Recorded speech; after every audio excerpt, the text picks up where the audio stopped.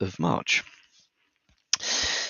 Was Patch Tuesday yesterday. Microsoft have patched a couple of 0 days that are used by state-sponsored and ransomware threat actors. So CVE 2023 23397 and 24880 have been patched. 23397 is a critical EOP vulnerability in Microsoft Outlook.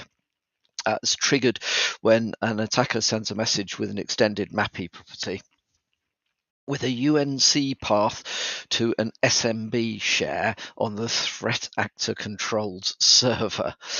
No user action is required. So that has been now patched.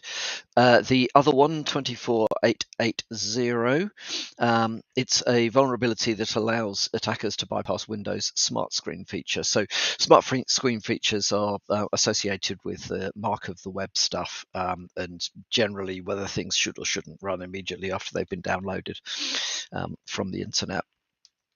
So that is pretty cool. Various other things also patched, but I would be fairly certain that you're already running this stuff through your testing environments and looking to push it out ASAP anyway. As an interesting article I came across talking about the the question is whether it's just unexpected behavior or whether it's a vulnerability. I think it's unexpected behavior. I agree with Microsoft on this. So there's a researcher that thinks that trusts in AD are broken. Microsoft says no, it's not a security vulnerability, but either way, it is something worth being aware of. So in fact, there are probably lots of people listening that know more about Active Directory trusts than I do. It's been a long time since I've had to worry about this stuff. But basically, if you don't, you can have one domain trust accounts from another domain. Transitive trusts work kind of like if A trusts B and B trusts C, then A trusts C. Okay, which is kind of okay if that's what you're expecting to happen. There are other sorts of trusts, though, especially with trusts between different organizations, domains belonging to different organizations. And those are normally set up as an external trust. The expectation would be that, yes, A trusts B, but even if B trusts C, A doesn't trust C. However, that's not quite how it appears to work. So within a forest, it appears that even if you have an external trust,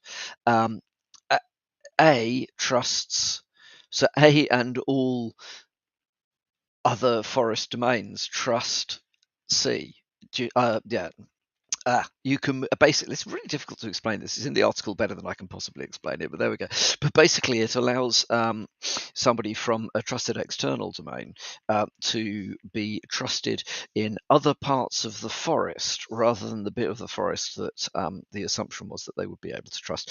So if you are responsible for these sorts of things, definitely worth reading the article and making sure that the way your trusts are set up is actually giving you the actual outcomes that you're expecting. Microsoft provides plenty of workarounds to get to address this particular issue, and I'm pretty certain it can't be anything new. But because it's hit the it's hit the web on an article on dark reading, it is quite likely that people are now going to be trying to see how this actually works. So if you administer trusts in AD domains and you've got external trusts, worth having a look and making sure that the outcomes you've got are the ones that you really wanted. UK crypto firm has lost 200 million in a cyber attack. So the UK startup Euler Labs has suffered as they describe in this article, devastating cyber attack, in which threat actors managed to steal around 200 million from its DeFi lending protocol.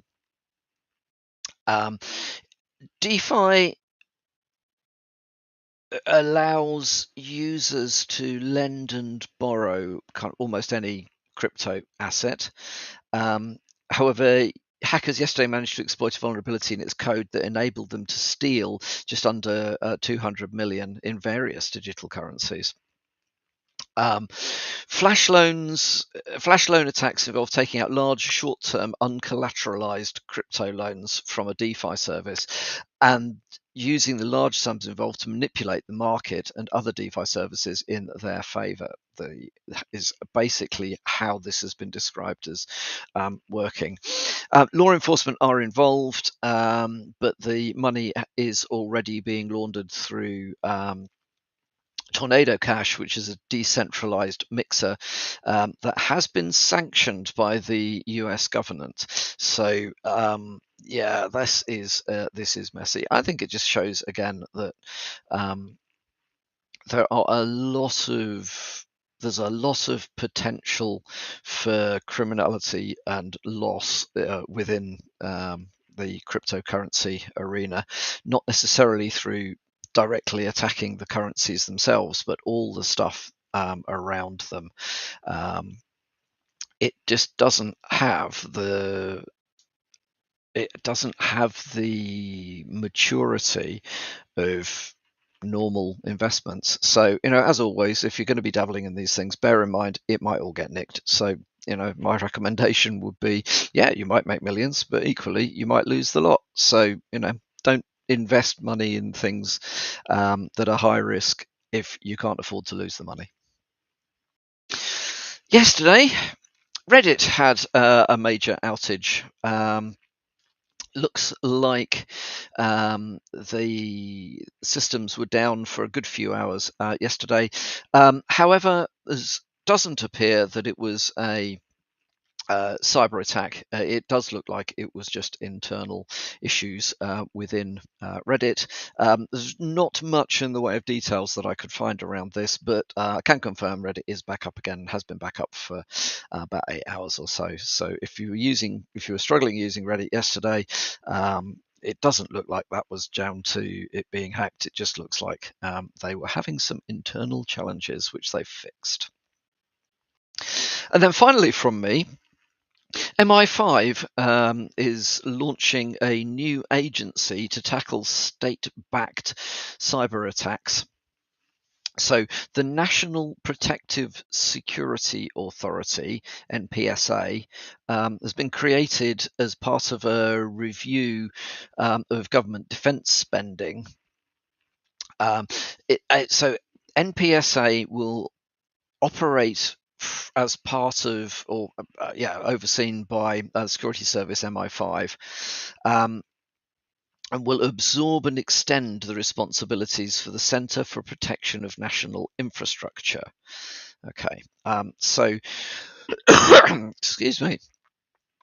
Yes, if you're in the UK and you want to understand which government agencies are actually going to be helping you with, defend yourselves against cyber attacks, good luck. So it does appear that it's all very fragmented. We've got the NCSC, so the National Cyber Security Centre, which is an offshoot of GCHQ. There is also the National Counter-Terrorism Security Office, which, it's also supposed to, that's supposed to be focusing on counter-terrorism aspects of cyber attacks. We did have the Centre for the Protection of National Infrastructure. We've now got the National Protective Security Authority. Really hope that they can actually work together in a joined up manner. There's also actually the Joint Forces Cyber. There's another one, Joint Forces Cyber something or other, which is actually run out of the UK's military joint forces organisation. So it's a very, I think it looks to me to be a very disjointed approach to national cyber security here. Hopefully somebody is going to be having a think about what all these people do and how they all work together. But I have not seen any organisations get a lot of real help from any of these any of these government bodies if they have been involved in an attack. Maybe that's just because I'm not, I've not been dealing with the right sorts of clients or customers, and maybe these organisations are providing wonderful help to somebody somewhere, but I don't know. It's difficult. So there we are. If you are in that space, there is now yet another authority involved in helping to secure you. Well, that's all from me for today. I hope you have a great Wednesday, and I will speak to you all again tomorrow morning.